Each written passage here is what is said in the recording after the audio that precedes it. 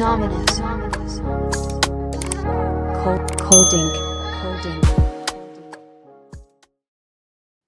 Now, I have a question to ask you.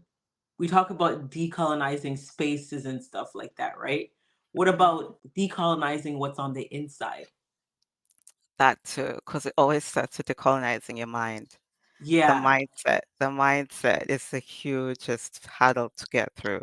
because I Like, see with I could our people, you know, will spend the money on the clothes, the expensive clothes, getting our hair done, the nails, this, that, partying, but will not spend the money on the expensive food that's for our health, yes, yes, you make a the point there. healthier products, right? So I Mm, think, in my opinion, I think that the work really needs to start on the inside. Like you said, it's a mental and emotional thing. What do you want for yourself?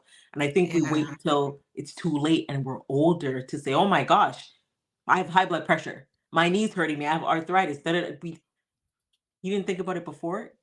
yeah, So we wait till yeah, it's last minute to try to take care of ourselves. And we need to do it now. yeah. And I I wanted, really, I really see it as preventative work. yeah. Like, that's do the stuff before it's too late. And you said healing. You incorporated decolonizing with healing. How did Mm. decolonizing help you with your healing process? Oh God, it helped me a huge deal. Because first thinking about stuff like identity, like who I am, like I said before, I'm Kenyan, but I didn't even realize how much I was hiding as a Kenyan because Mhm. it's so easy to like just blend in as another African American. And like even now I tell my kids, don't identify as African American, identify as Kenyan American. Like you have a country that you belong to. Like let's focus on um the identity and where we're from. So it was just and people would say you're so Americanized and I used to love that, like I can barely hear your accent and I used to love that so much, like, oh, look at me blending in, just being like all these other people. But at some point I kind of just felt so empty and I just needed like space for myself to be. And I think all that started to unravel when I started doing my healing work on the abuse stuff because I stopped focusing so much on what he did to me and I started focusing on what did I do to get myself here. So that's when I started taking a deep look at myself and who I am and how I had arrived at the place that I was. So that whole inner work, like looking at myself, who I am, what's my identity is, and so I started relating back like to where I'm from. Like I even wrote a book. Ooh, what's that And book? What's the name of the book? so the name of the book is Strange Light, Lerma here. Strange. And They're so here. like the book is set in Africa. It's like Africa but 9,000 years in the future, but it's still set in Africa. And it's set like within Um, I don't call it Kenya, but it's set up like in Kenya, like just the names. And if you look at the names and the tribe that it's associated with. Mhm. So even just writing that book was a journey for me because I had to look at my culture and where I'm from, like the things that they do, the traditions, the things that I never considered before. And now I was having to like research all these things so I could write this book. And then I just realized how little I know. Just just being honest. Like I was just like, oh, I didn't know this. I didn't know this. I didn't know this. Because I'm also like what we call a third culture kid, right? Like so when I was younger, we moved around a lot. I lived in other countries. Um, so I wasn't always in Kenya the whole time. I lived in other places too. So I never really cared about like my Kenyan identity and all that stuff. But that emptiness and that searching for myself just really brought me to this space and realizing that like if you go to my website, like the first thing you'll see at the top is life is not about finding yourself. Life is about creating yourself. So I had to realize it's up to me to create this identity. Like, I'm not gonna go out there and find this Kenyan identity Yeah. that I can relate to. Like, I had to create that identity for myself. So this identities are things that we create. These things about ourselves, we create them. So, yeah, that's the perspective of, finding that identity and just wanting to bring myself back to my true self rather than all these things around me and being happy about being plugged into this Many names and this culture, yeah. spaces and this cultures that don't even belong to me and I don't even relate to as deeply. That was deep. And I can say that I can relate to, and a lot of people can relate to it, because a lot of times we try to disconnect from our culture because we hear people, attack so many things to our culture, so many negative beliefs and things, and then we get scared and we're like, oh no, okay, I gotta change my image to blend in more with this Mm, American culture, mm, even with the texture of our hair.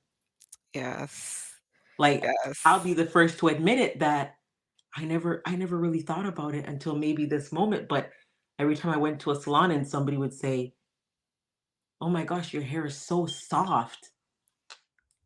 Now it hit me like, "What? Why is that a surprise? Like, why are you know?" And then yeah, I've like I cut my hair short, but recently I've had different cultures ask me, "Is your hair real? And how did you do it? How did you get it that way?" And I'm like, "That's nothing for me to be proud of. How dare you?" yes, So it's really transforming our mindsets too, like you said, and learning more about who we are, our true identities, and not running away from it because it's beautiful. mm, And then creating that image and accepting it. So I know that a lot of people can agree with that. And you hear so many things that people say about Africans, but that is who we are. yes, And it's amazing how you intertwine decolonizing with it, and how yeah, much work we have to do internally and strip away all the things that we were taught and told, and then we try to hide from it. yes. So it's an absolute beautiful thing. And I want to know how do people start? How do they begin to create those spaces? I think the first thing, because the first thing is always like self-awareness, being aware of this stuff, being aware of the things that shaped you, being aware and not be embarrassed about it. Because if you start to like really bring out this vulnerable stuff about you, it can make you feel really exposed. Hey, I hope you're enjoying this video. Please don't forget to like, comment, and subscribe. Thank you.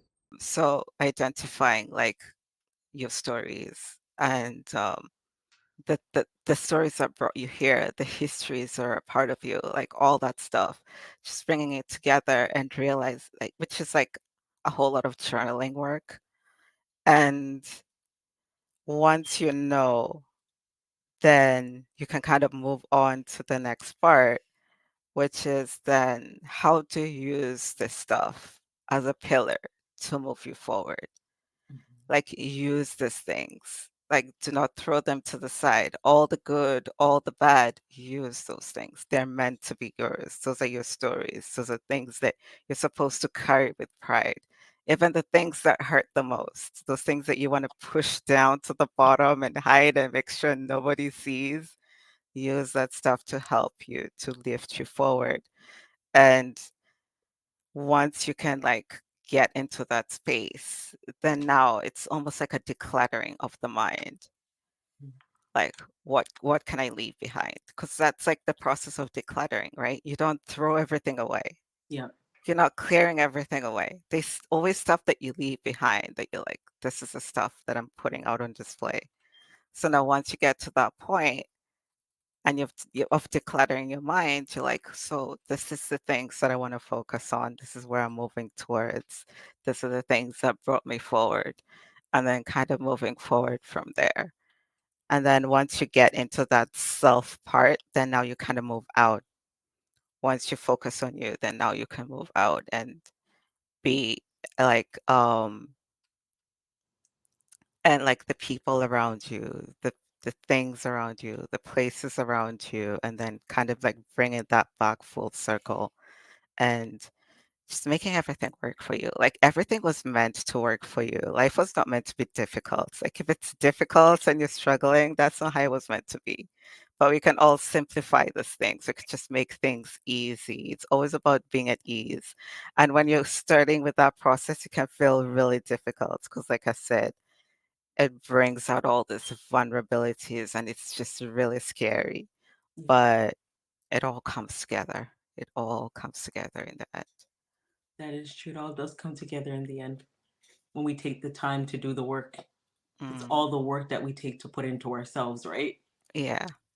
Now, you talk about trauma informed designs Mm, and how they foster Holocaust wellness in environments.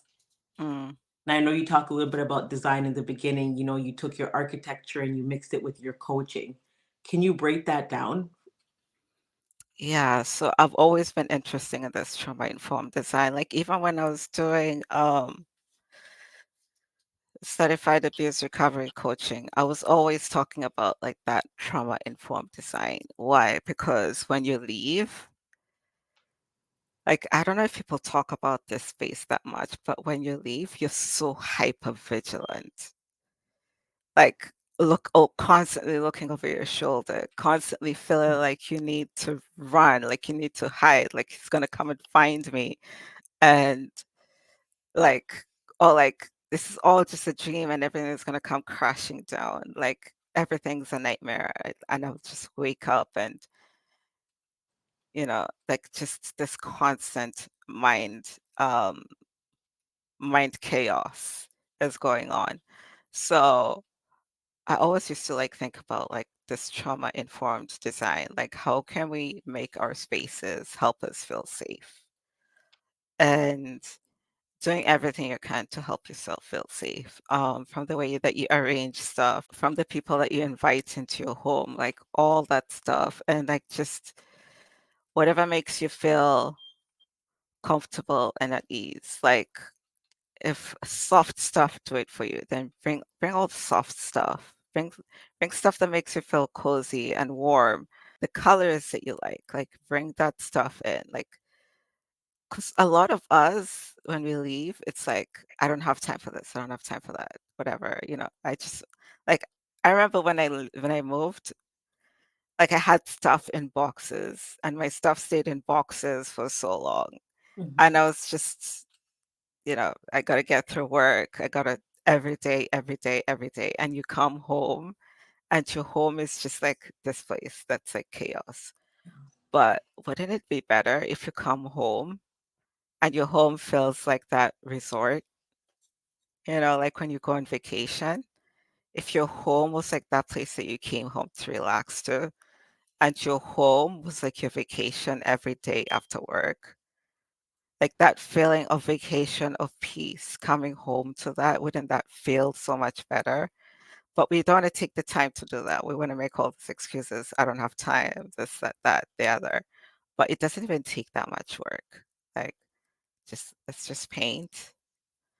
Let's just do this to like get the sofa. Like buy the comfy blanket. Like let's put the carpet down. The stuff that makes you feel really, really at ease and at comfort, because we don't all get comfort from the same things. Some of these things bring us trauma.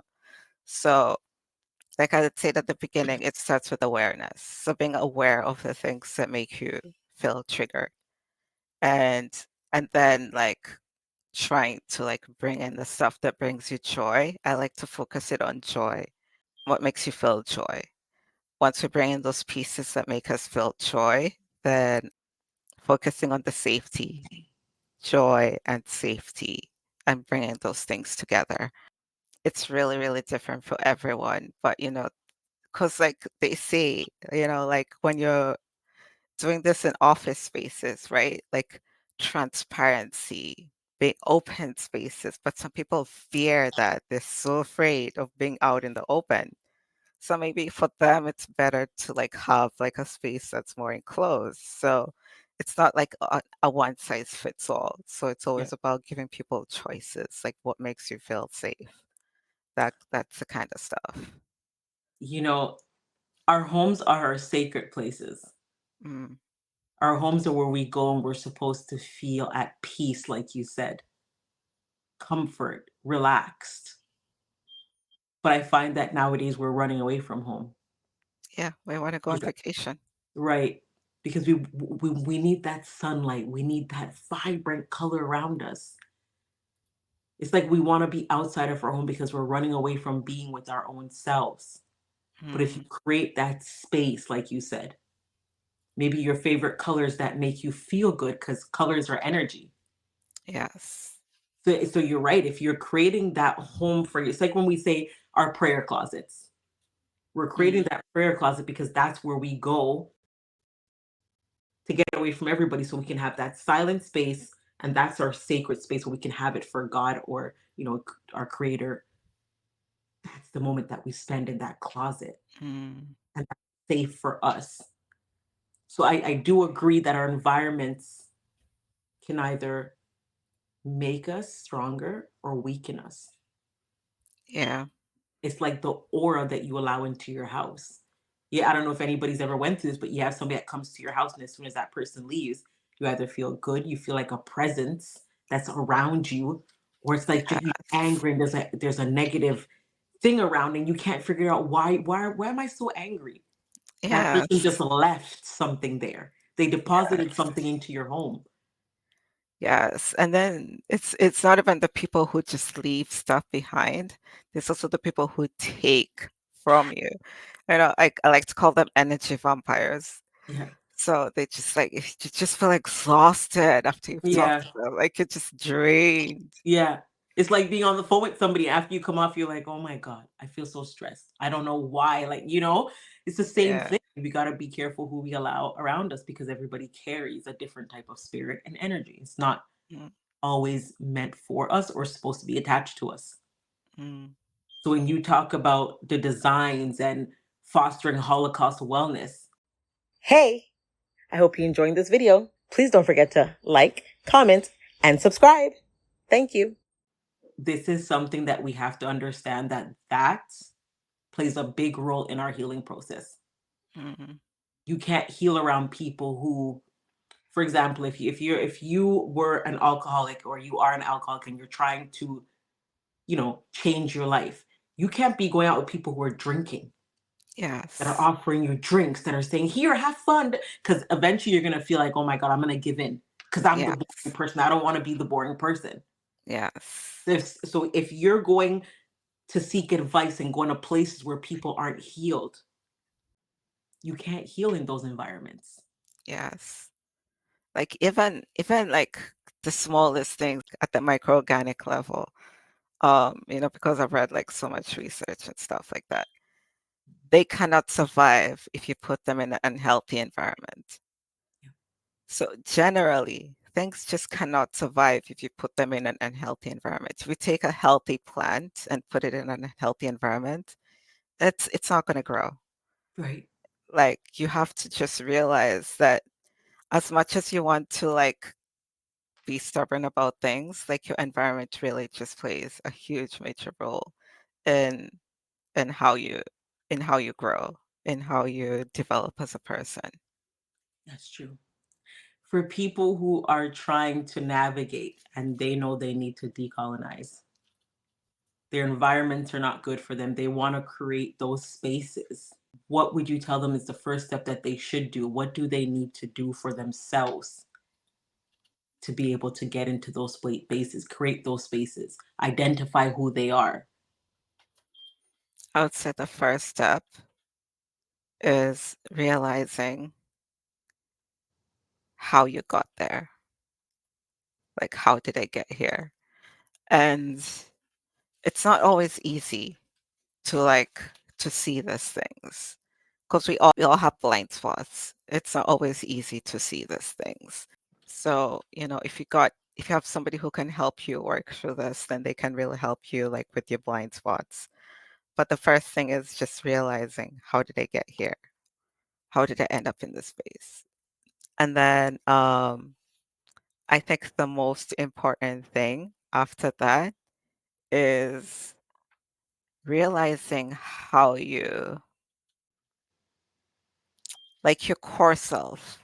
You need to be aware of your core self. Most people do not know where their core is because they have all this stuff tacked up on top of them. You Mhm. know, the religions they grew up with, the schools they grew up with, the environments they grew up, the people they grew up with, all this stuff is tacked on top of them. They can't even see their self. Like they don't know which part is them and which part is other. So I think once you can isolate that this part is me, then I think the next thing is realizing how does this part, me, function and being able to hear your true voice, not the voice of your mom saying, oh, you're never going to make it, or this teacher saying, oh, you suck at this, or hearing your true voice. Once you can find your true voice and isolate your true self, I think everything else can happen on its own. Like once that happens, everything else just comes to place. The way I see it is that we're all self-healing. It's like when you cut yourself, your body kind of just knows what to do. You know, it builds up whatever it needs to build up, and then the Mhm. scab falls off, and then it's like you're new. Your Yeah. body just knows what to do when you hurt yourself. It's the same mentally. Like once you just clean out all that stuff and you leave yourself to do the things you're supposed to do, you can build your own strength. You can build yourself. That's why I say create yourself. You can create the things that you want. You can create stuff to motivate you to move forward, but you have to be doing it from the inside. It has to come from within. It can't be people say you're good at this, oh, you can try this, or like whatever what everybody else said, did, done, whatever what your environment put on you. Mhm. It has to come from self. And once you can isolate that, then everything just happens on its own. That was beautiful. I love that. Now, if there's a message that you can give to somebody right now that's going through this process trying to figure out who self is, what do I represent, what do I want, how do I heal so I can create myself? Mm. What would you tell them? I would say this: mindfulness is a really, really good start. So, if I could just lead this really, really quick, it's going to take like 5 minutes. Like, just sit down in a place that's, doesn't really matter where you are, just as long as you can sit with your back straight and you can be relaxed and you can be focused. And then you're going to move through your five senses. So, feeling like where your hands are, your hands on your lap, if your hands are in your lap, feeling like your hands on the seat, if your hands are in the seat, feeling like where your feet come into contact with the ground or your shoes. Um, and your eyes are closed, preferably at this time. Just feeling the breath coming in and out of your body, just feeling the air against your skin, what that feels like, feeling the clothes on your body. And then once you can focus and you're relaxed and you're calm, then you're going to move on to the next one, which is sight. So you're going to open your eyes and you're just going to look around. Don't judge, don't name, just look. Don't name anything, don't focus on anything, just look. See as if seeing for the first time. And then you're going to close your eyes. And then you're going to move on to taste. What you taste, what you feel in your mouth. Where is your tongue? What does that feel like on your tongue? Where can you taste? And then after that, you're going to move on to your smell. What do you smell? Can you feel the air coming in and out of your nose? How does the air feel as it comes down? Do you sense any smell, anything at all, what you smell. And then you're going to move on to hear. What do you hear? What's the loudest sound you can hear? What's the quietest sound that you can hear? Do you hear how the noise comes out of the silence and falls back into the silence? Focusing on the silence. Keep focus on the silence. And listen. Listen and expand where you're listening. Listen outside the room that you're in. Listen to your neighborhood, the sounds outside, the cars passing, the birds outside, just listening. And then expand that further to your city, listening to the sounds in the city. Expanding further, listening to the sounds in the country. And then expanding further, listening to the sounds all around the world. What do you hear? And then just expand further out into the galaxy. What do you hear? And just connecting to that stillness, that silence that goes beyond, that feels infinite, and realizing that that is you. You're infinite. You're like that silence. So, and then when you're comfortable, you can just come back and open your eyes. So I like to do that, and I like to encourage people to do that at least twice a day. It helps you be present, be here, be focused. And if you do that enough, you're going to be able to like really feel yourself in that silence and in that stillness, and separate yourself from all the chaos. And that's where I always say to start. Start with that mindfulness. Be mindful of your presence and who you are and where you are. And it's a really helpful thing to do. I would say start there. I felt it. I was already closing my eyes. I wanted to envision all of it as you said it. So I think that is a great way to start, is being Yeah.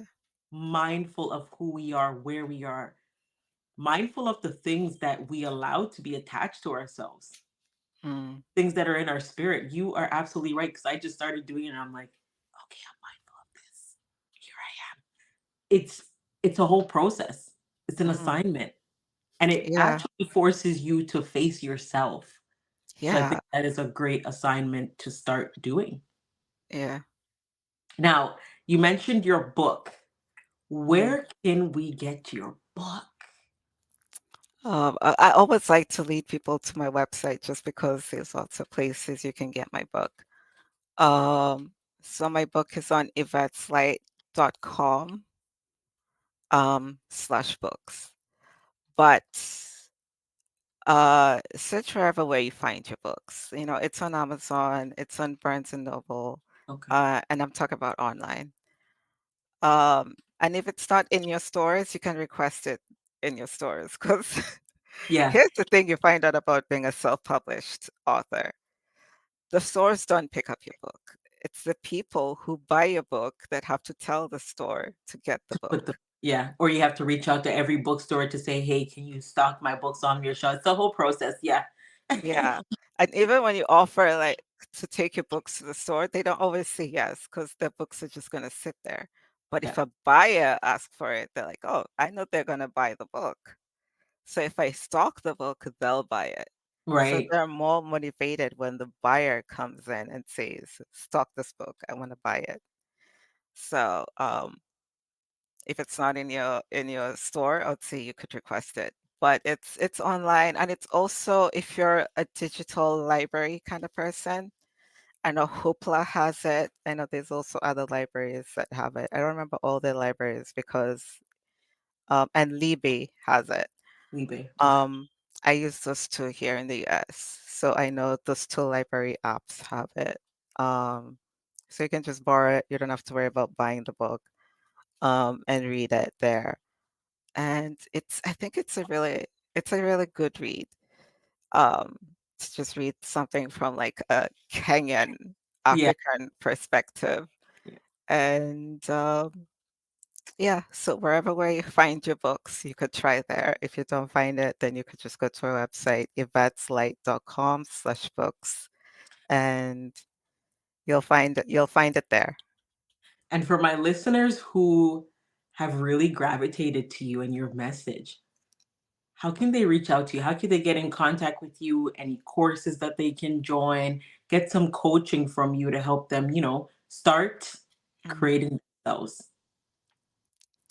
Yeah, if you want to see all the stuff that I do, you can find it at yvette'slight.com. And if you want to contact me directly, you can just do Yvette at yvette'slight.com. Okay. And then we can talk, we can discuss from there. I'm always open to talking and listening and seeing how we can just help each other move forward. Yvette, it was an absolute pleasure and honor to be in your presence and sit with you and talk with you. I felt like I was just talking to one of my girlfriends and we just Oh, poured into each other. So it feels so good. Like you left my spirit feeling good. Like I can sleep tonight and mm, be like, that was a good conversation. I got some work to do. I don't think we realize sometimes that there's always work to do. When you're working yeah, on yourself, we're growing, we're yeah, learning. So yeah. I know that after this conversation, listen, I don't know, you probably didn't see me do it, but I've been taking notes too, taking some notes. And that's the thing, is being able to learn from each other. You guys, thanks for tuning in with me, your girl, Jen Simpson, and our beautiful, beautiful, beautiful, beautiful guest, Yvette Oloo. She is not only, guys, a coach, but she's a powerhouse. She chose herself, she chose her children. She has healed, she is healing, she's on her journey. She's taking you guys on her journey. She has accepted her calling. She has gracefully accepted her calling, her purpose, decolonization of your spaces, your environment internally. Guys, we all suffer from imposter syndrome. I have suffered from imposter syndrome for a very long time. There are things that I was raised on, that I stood by, that I still believe, that I allowed to hold me back from becoming the person I am, Jen Simpson, and I had to decolonize. So I know exactly what that means to do the work. Oh, look at me messing up my hair, guys. To do the work of, internally going inside ourselves and breaking down those barriers that we've been living by. I am guilty. I'm guilty as charged for doing that to my own self. Guys, take the time, research, decolonize, unpack. And as she said, guys, self awareness, analyze, do that assignment she said to do. Close your eyes, process your five senses, allow yourself to figure out who you are, create yourself, step into your becoming. We are doing the work. We're not going to stop doing the work. We're going to learn. I've learned tonight. I've learned so much. And I have some work to do because we always have more to do. We don't just stop when we think we're finished, we're healed, we're good. We don't need to do anything. I don't believe that. We always have more to do. We always have a lot more to learn. So, guys, thank you for tuning in with me. Thank you for continuing to listen. Thank you for your comments. Please, to my new listeners, subscribe, hit the like button, leave me a comment, let your girl know how you're doing. I hope that you guys are having a beautiful week. You'll continue to have a beautiful week, whether you're in the week, it's the weekend, whatever time zone you are in, wherever you are in the world. Hello to you. And I pray that you guys continue to have an amazing, amazing day, week, morning, afternoon, night, wherever you are. Big up yourself. Have an amazing day. Until next time, I'm your girl, Jen Simpson. Bye.